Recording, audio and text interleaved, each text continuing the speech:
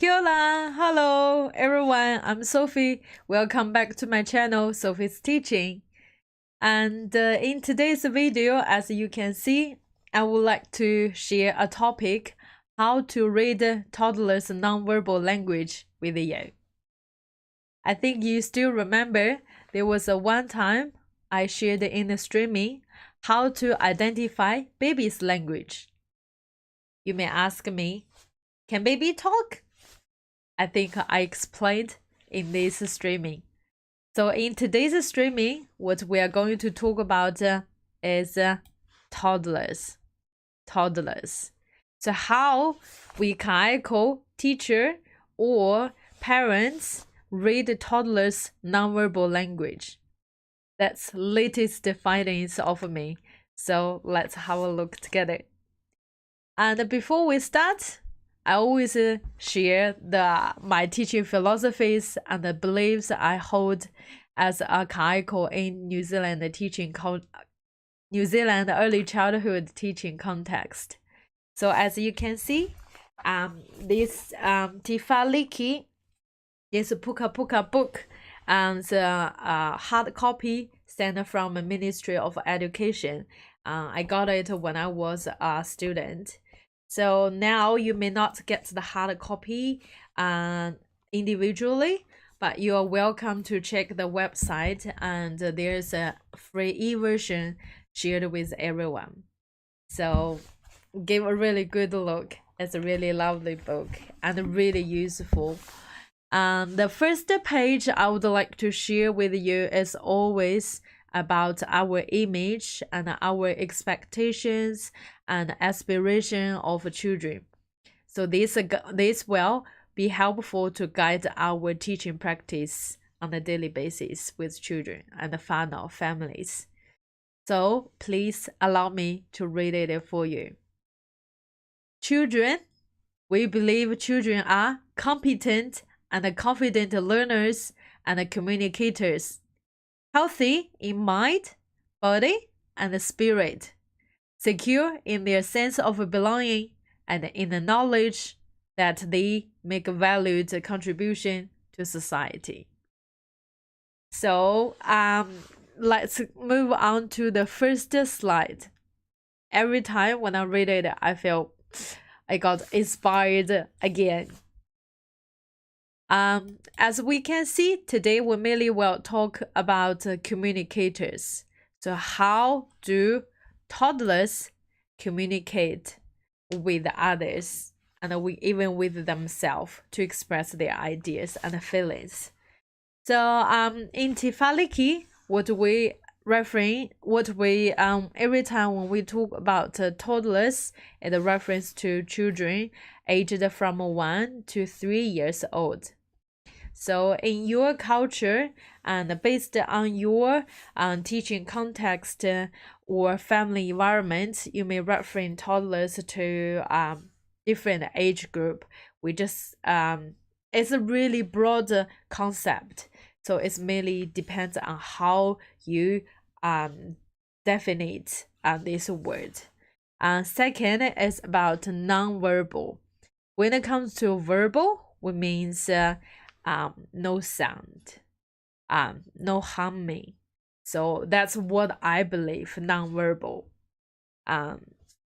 Non-verbal here, I would like to give two aspects to reference to. First is our body tinana, our body actions or behaviors. And the second is about our facial expressions.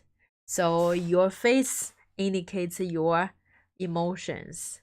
So the reason why I haven't mentioned about hummings, because this may be the main language for children with autism.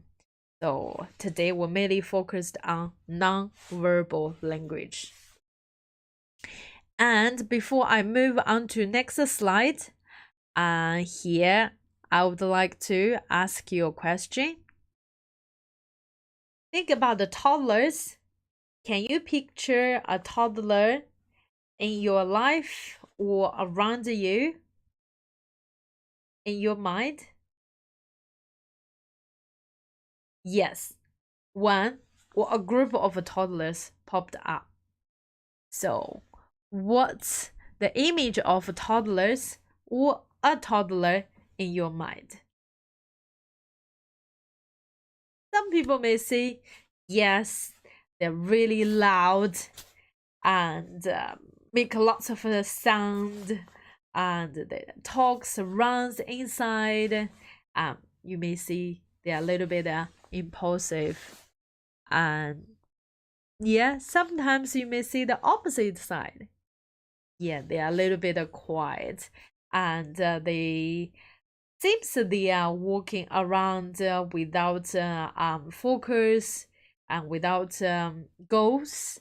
In your opinion, they may look a little bit bored, need a little bit of stimulation.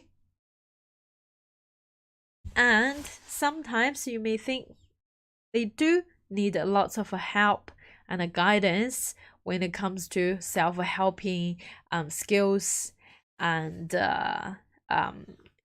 contributing to the group. Like you have to give lots of command or lots of praising to encourage them to try a little bit further and try more. Yeah, you may see they're a little bit demanding. And sometimes you may see as to like your well-programmed curriculum, you may see they have a really short attention span. You have to compress the resources and then time, or limit those resources you're going to introduce to toddlers. So they are four group of words I listed here. At the top is always sometimes could be our first image of toddlers or of a toddler. But if you change your mindset and think a little bit positively, this may indicate, or we probably can decipher more information and messages from children's nonverbal language. And when they are a little bit bored, this may means they are curious, and then they checking around and they try to find something that interests them, and encourage them to bring out the urge to sense it. Sometimes could be hands, sometimes it could be eyes or hearing, smell, and taste. So we can see they are curious or inquisitive.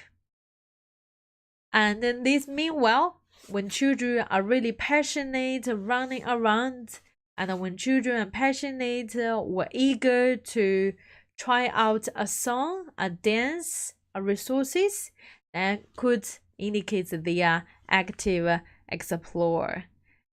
They are active exploring the whole wide world and trying to refine their working theories. So next time, when you picture or when you see this playing, could you please change your mindset and then decipher and then see and process a little bit further? And this toddler, this play probably could bring more findings for you. Likewise, so as to demanding, have you seen any of this learning of independency of our toddlers? And as to less focused, when you just focus on introducing one or two big pieces of resources or topics to our toddlers, can you have another observation of them? This time you probably will find they are really focused and concentrated. So all this could be explained as the learning dispositions or outcomes, or even you call it characters and personal traits. And remember, these are the things what we are going to build at the early years for children. As we all know, yes, we may worry about whether they know how to talk, how to write, and how to calculate. But with these learning dispositions, they will help them be resilient in any kind situations, and get ready to deal with the challenges and embrace the opportunities. So if you have take this mindset with you, and let's move on to next slide. Now we have that image, and how can we decipher, and how can we read children's nonverbal languages better? Here I would like to share two information. So one is about get yourself down to children's level, and the second is pretend you are a statue. So when it comes to first slide, get down to children's level, please get yourself ready. Imagine you are going to talk and you are going to observe a child. So what we are going to do is lower our body down, either sit down or knee down, or sometimes you need to lie down. And remember to have eye contact with our tamaliki, with our children or toddlers. And sometimes please be aware of your facial expressions. You could really focus on doing your job, and when the kid got your attention, and you may wear a really serious look, and that may give them that may scare them away a little bit. So we have to be aware of the emotions we the feelings we carry out when you turn around your body, and when you when you help children.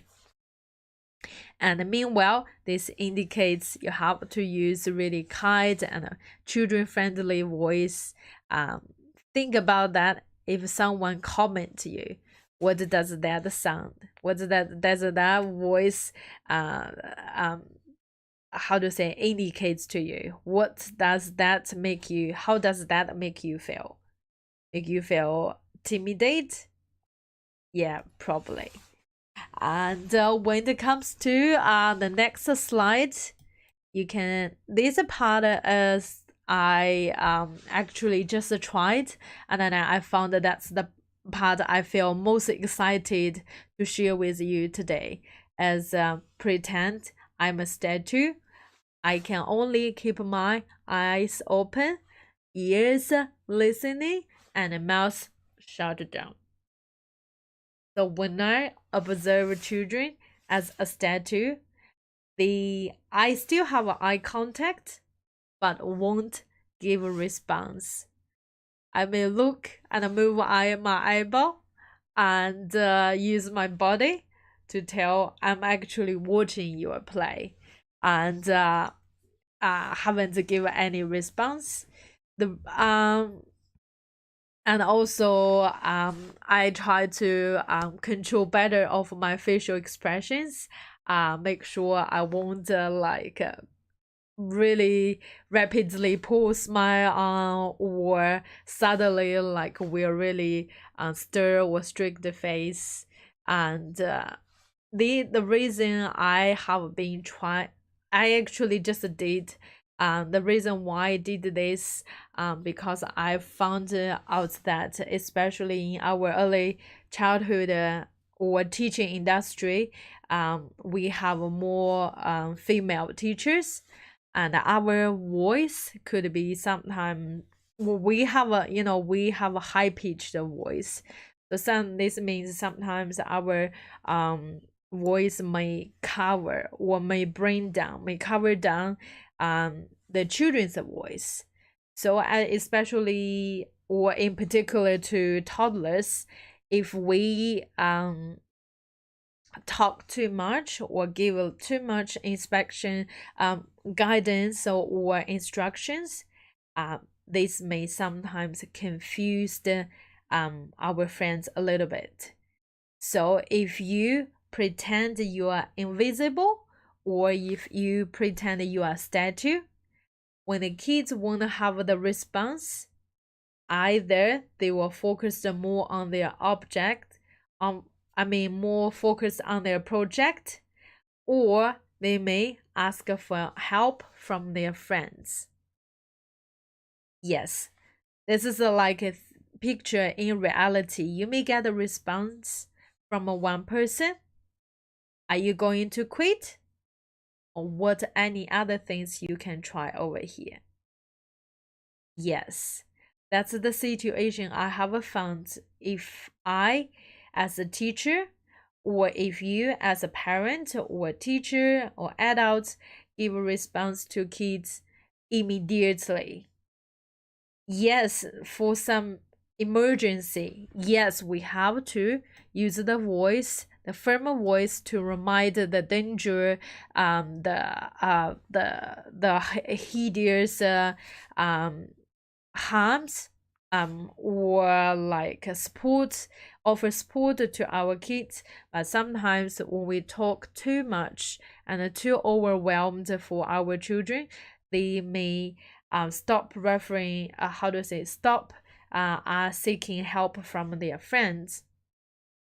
So through these two, I tried for 20 minutes, and I found kids started to make connections with their friends.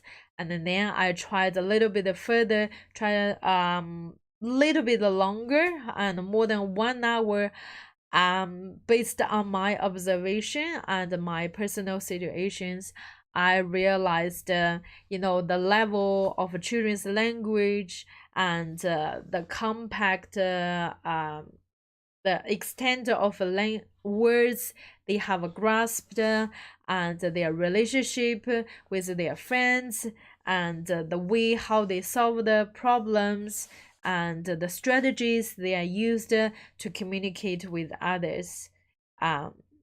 And I have found that's really that's really inspired me to actually to share this with the other colleagues, and then share this with you today. As I said, always remember the last step. Please, you can try a little bit, and I do encourage you to communicate properly with your team and with the people around you, so know what's actually is happening here. And like I said, when it comes to emergency, or when you need to give a response, you have to stand out and then respond properly. It's like in a really relaxed situation, for children free playtime. Please do practice this, and then it probably will give you more ideas of how to plan your curriculum and how to support the children's learning while they learn either on their own or around the other people. Could be children, could be adults. All right, and this slide and these two, you can see I put more time and efforts in explaining these two parts, because that's my new findings. I'm still doing my researching and experiment, and please do have the do take it as do look at the positive and the negative side of my sharing. So in this way, it will encourage you, might encourage you to focus more on observation, or when you observe in this 10 minutes observation, you may reference or link all your findings to the curriculum of your country and to see what's the children's learning happening over here, and then it will help you to respond and also encourage you to be an intentional teacher and respond to children's needs and strengths and learning goals in respectively. And the last step is always about reflects. Yes, here pops a question. Can you think or reflect or evaluate a scenario that you have spent and then you have done and you have investigated with children? Originally, my question is, can you think of a scenario that you have done so? The so, as you can see, I capitalized these two letters. So, as I mentioned in today's there's a few like slices and a few slides, and there are lots of content. Each word and each phrases and even sentences may jog up your memory and pull out those moments that you spend with children, with toddlers. And you may have your way to interpret, and you may have your learning outcomes to identify. So if you have any of these ideas, let's share, and we all gonna learn and grow along and beside each other in this in Sophie's teaching community. So thank you, and I think that's what I'm going to share with you today. Thank you for sharing your time with me. If you have a more idea, if you would like to know more about how to write a learning story or plan to your curriculum, please refer to or check the other streaming videos I shared in my community. Thank you very much, and I will see you next time. Bye bye.